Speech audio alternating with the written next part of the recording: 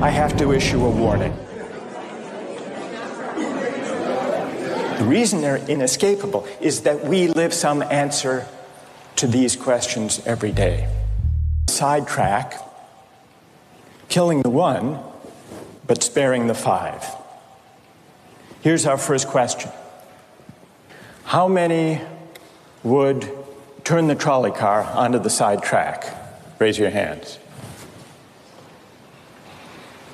How many wouldn't? How many would go straight ahead?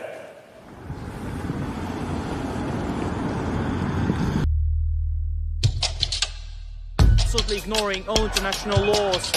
These questions have been debated for a very long time. In our public life and in our personal lives, someone to support us. Philosophy is inescapable, even if it sometimes seems impossible.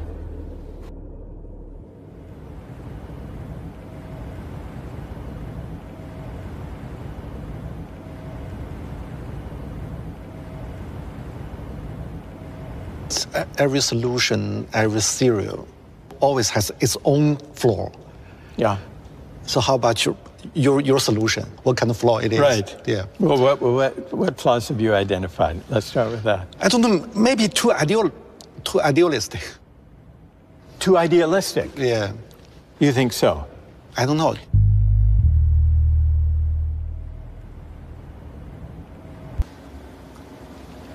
In your mind, in our time, which idea is the most dangerous idea in today's world?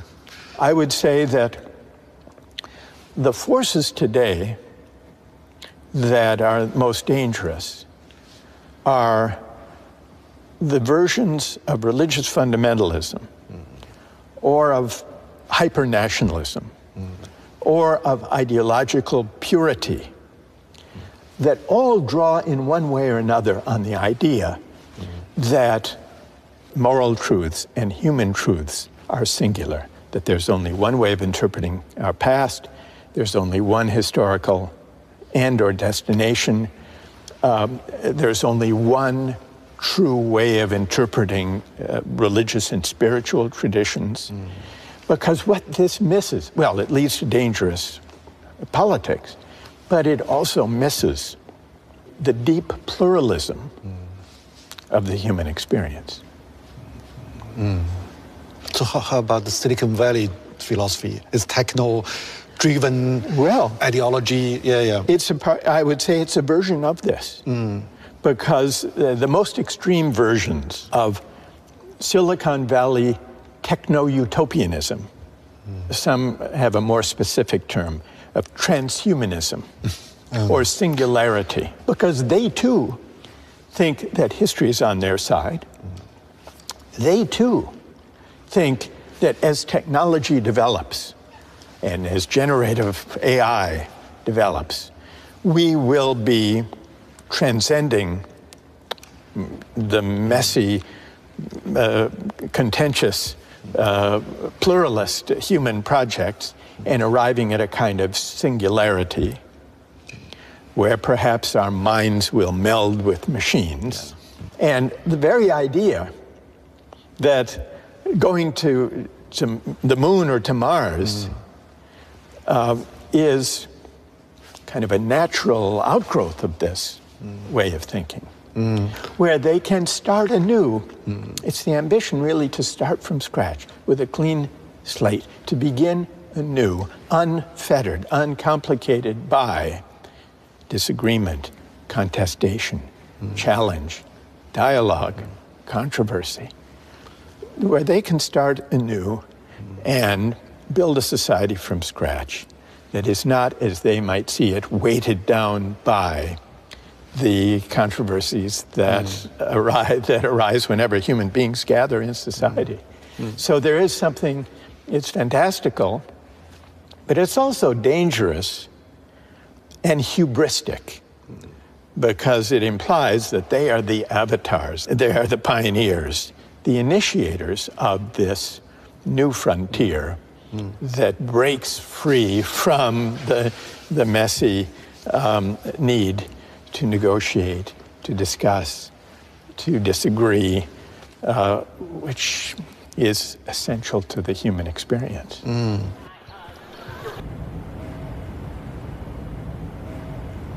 So could you imagine maybe in the coming years, everyone has the headset here to emigrate into the metaverse? Yeah. What should philosophy do, thinker do in that new era? Take the goggles off. Yeah. That's what philosophy should do, take the goggles off. So, yes, so it would be the mission of philosophy in a metaverse, if it ever came to be, would be to try to take or persuade people to take those goggles off, to imagine a world in which the line between what's virtual and what's real blurred, blurs to the point of vanishing. And here's the question. Would such a world be recognizable as a human world? A world in which we had lost even, where we no longer cared even to ask the question, how to locate the line between the virtual and the real. And I think the deepest threat in human terms posed by the age of AI is that we will confuse virtual community and connection with the real thing. And that would represent a great loss. How to fight with the trend or deal with the trend? It seems unstoppable. You think it seems unstoppable? It seems, I'm not sure. Why? Well, it's worth asking, in figuring out how to stop it, it's worth asking why it seems unstoppable. Why do you think? Because too less true debate and, discussion about it. Most people just follow the trend. Right. Yeah. But if I could feel and believe the connection I have through my phone, scrolling and swiping and texting and posting, that connection to people half a world away is the same as valuable as my personal connections to family, friends, neighbors, classmates. What would you say to them? I don't know. Why would that represent a loss, I guess is what I'm asking. Why would that represent a loss? I'm curious about too, because, my phone. It's the most intimate things we have. We touch intimate. Very intimate. Right. You spend more time with it. And even through the social media, you talk with so many people. I think sometimes, even most time, because friends live different places, we through it, but still feel kind of very intimate. The similar with me. Intimate. Face to face. Right. So it's a new community. But I'm not so sure about it's less important than the more concrete communities before or the similar. I'm so confused about it. So how to understand it, the change? Well, and let me ask you this question. Since we're talking about intimacy.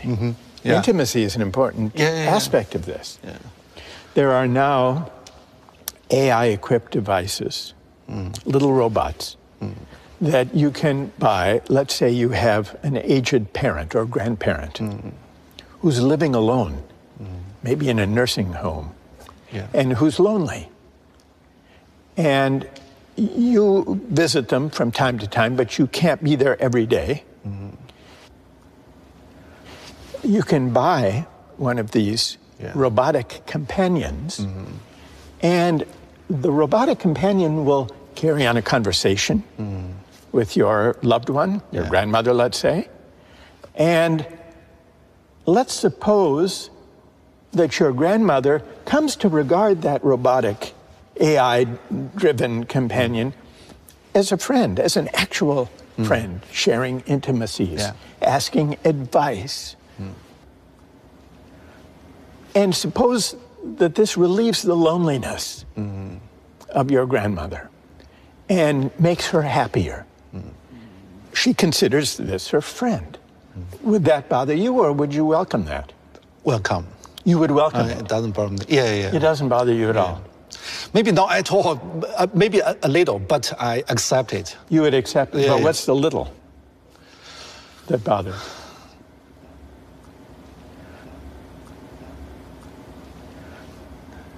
Maybe just because it's a new thing and needs some time and space to understand it, accept it. But if your this goes back to what we were discussing about the virtual and the actual and the real. Now, your grandmother no longer recognizes, we're assuming, the difference between a robotic friend and an actual friend. That doesn't bother you. Do you think there's a loss?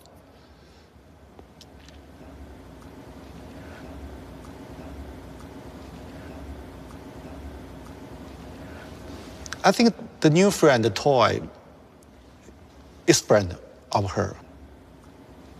Because some books are friends, even it's just papers. Books. Yeah. So if the grandmother or if you or I were absorbed in a book. Yeah, even we see some old books, it's like friends, yeah. It's spent maybe childhood years with you. And, well, I agree that a book can be a friend. And a source of, I would say, genuine companionship. But does it matter that when I'm reading a book and absorbed in a book, I'm engaged in a kind of exchange with, a kind of dialogue with the human author of that book? Whereas when your grandmother is spending her day conversing with the robot, she isn't. We talk about Socrates, Plato, even it's 2,000 years ago. Yeah. Still can be your friend. Yes. So why not the toy? Why not the toy? Yeah, why not?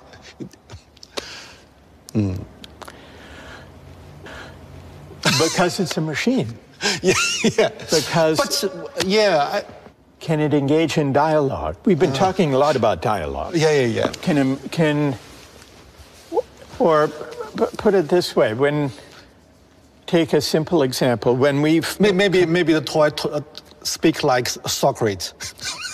So many information about Socrates. Right. Thoughts. Right. In the toy. Like a chatbot. Yeah, A Socratic chatbot. Yeah. We can imagine Socrates from the books, from his dialogue. Yeah. From the books. Yes. Maybe she can imagine something similar from the toy. Yes. The toy is like different books. Because the books is much more sophisticated than we think.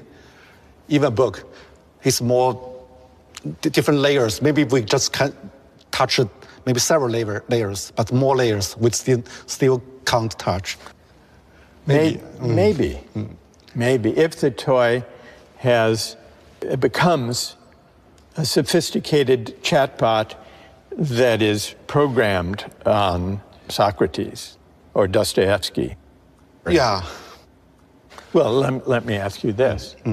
Suppose your grandmother passes away, but she has left all of her digital data, all of her emails, all of her social media, recording of her experiences, and created a digital avatar using machine learning, so that you're mourning the loss of your loved one, but you can still carry on conversations with her, and so can your children, and so can their children, with their great-great-grandmother, and ask her advice, can introduce her to a new boyfriend or girlfriend, ask her opinion.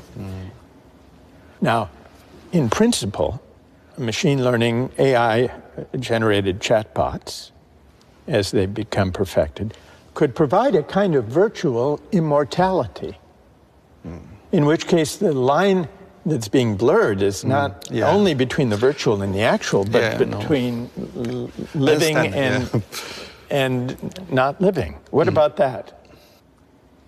Would you want to speak to the virtual digital avatar of your great-grandmother? Maybe maybe I will, I guess.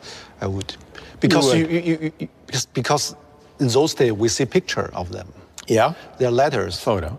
Read their letters and remember them. Yeah, it's still kind of dialogue with the photo, with the letters. Yeah. It is a kind of dialogue. Yeah, it's become a new complicated and a more rich photo and letters. Yeah. So so virtual immortality, you would welcome virtual immortality. I don't know. Actually, I don't know. I think I will. It's like maybe in about books, the bookshelf. Yeah. Around your room, you Yeah. can see different names. Yeah. Maybe the AI, the robot, the virtual reality. Maybe it's kind of new thing of like books. It's grandma, grandparents, friends. But in that case, would we no longer grieve or feel sad when someone dies, a loved one dies? Sure, we have. But why? If we can continue to know them and speak to them and be with them, then why should we even grieve their passing? But I think we still can see the very thin line of the different part. That's still a line. The thin line. Yeah, I think. I don't know. I think. And if we no longer could even find the line, would that be better?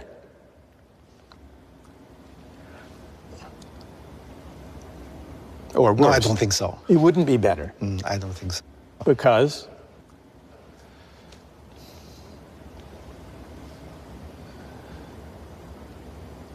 If we human being can't feel loss, maybe part of us will disappear.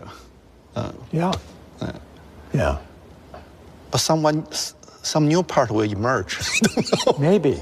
Yeah. But loss is an interesting aspect of humanity. Your intuition that loss is somehow essential to being human. You're defined by loss, yes, yeah. By loss, which is connected to memory. Maybe this is another way of describing what would be lost if the line between the virtual and the real were altogether blurred. Well,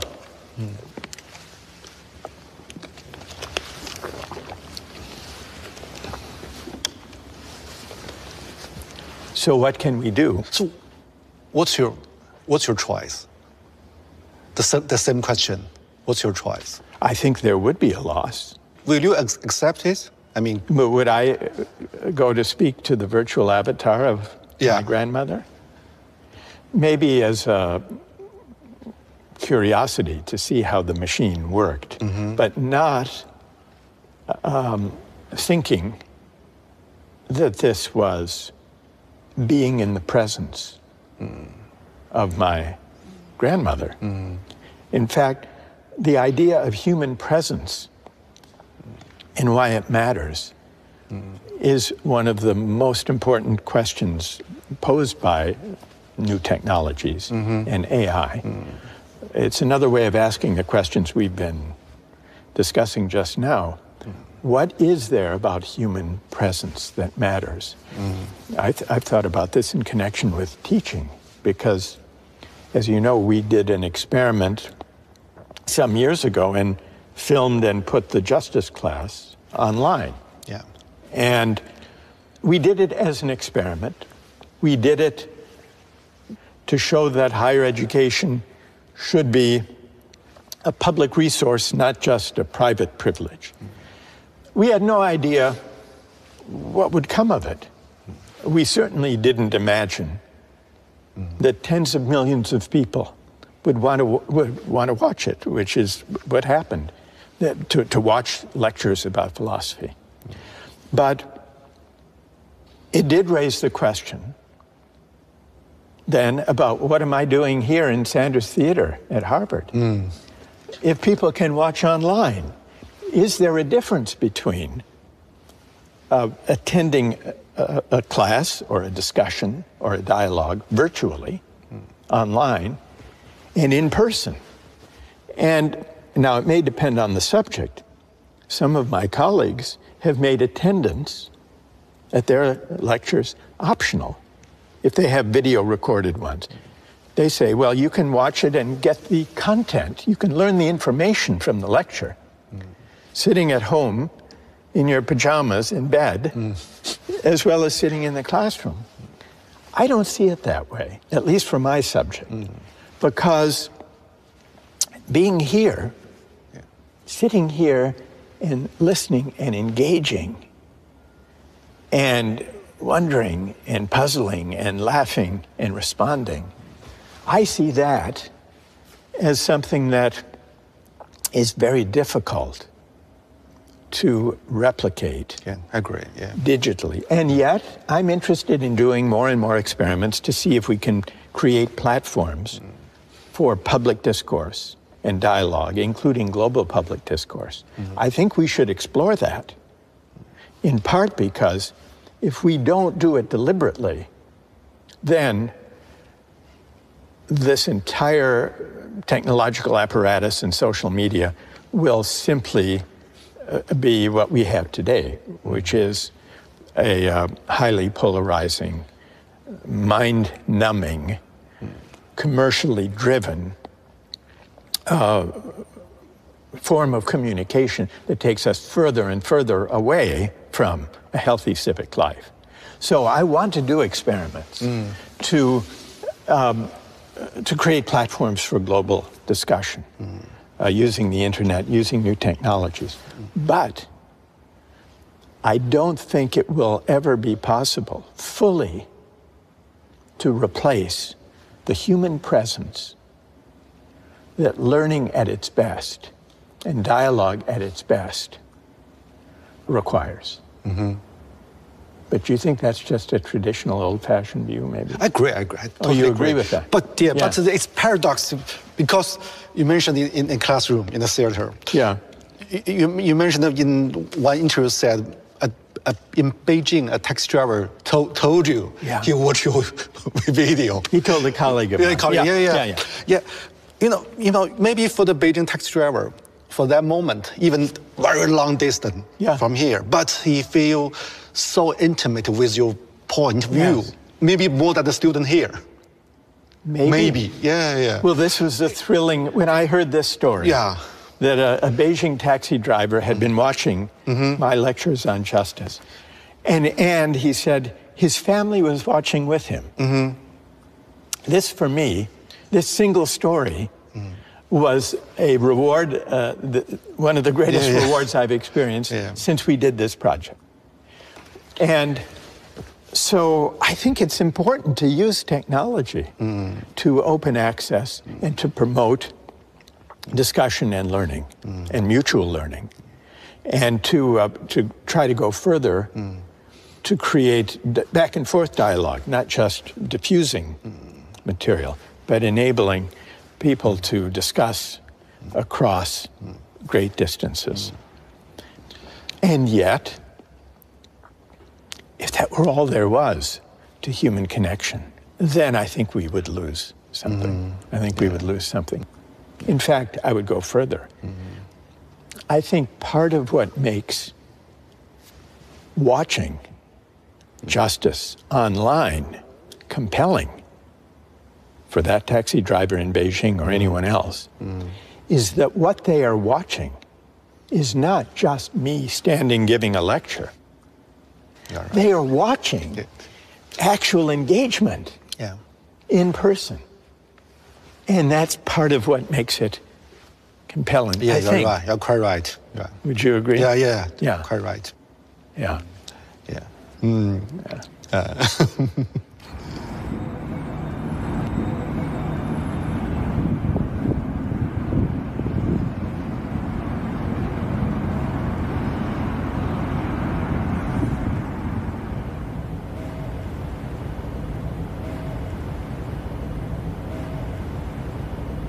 Even though it holds about 1,000 people, it feels intimate. Do you see what I mean?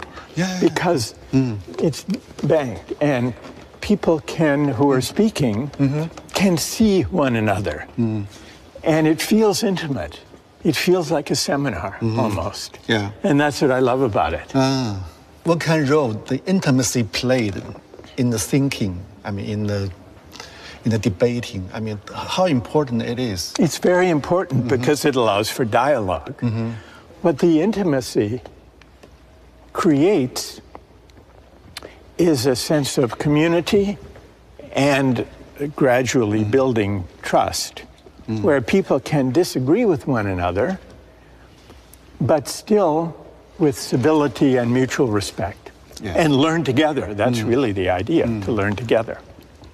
I'll put a question to students, and it's a kind of journey together. But there's no guarantee that the student who raises her hand or his hand will offer the argument or the idea that I'm expecting. Sometimes the unexpected can lead in very interesting directions. Other times, sometimes like chaos. Well, yeah, sometimes chaos to emerge. So which part is most difficult? It's a journey. Sometimes journey is boring. Sometimes journey is very exciting. Sometimes dangerous. Yes. Well, the most dangerous, that's the easier part to answer. The most dangerous moments,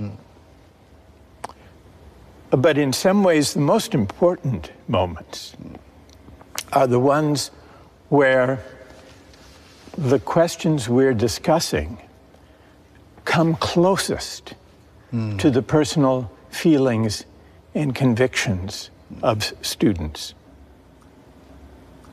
And those are the dangerous moments, but they can also be the most revealing and clarifying moments. What I try to do when I teach is to bring philosophy down to earth, to show students how they have a stake in what famous philosophers of the past have written. Philosophy does not only reside in the heavens, far beyond the world in which we live. It inhabits the city. It informs our everyday life.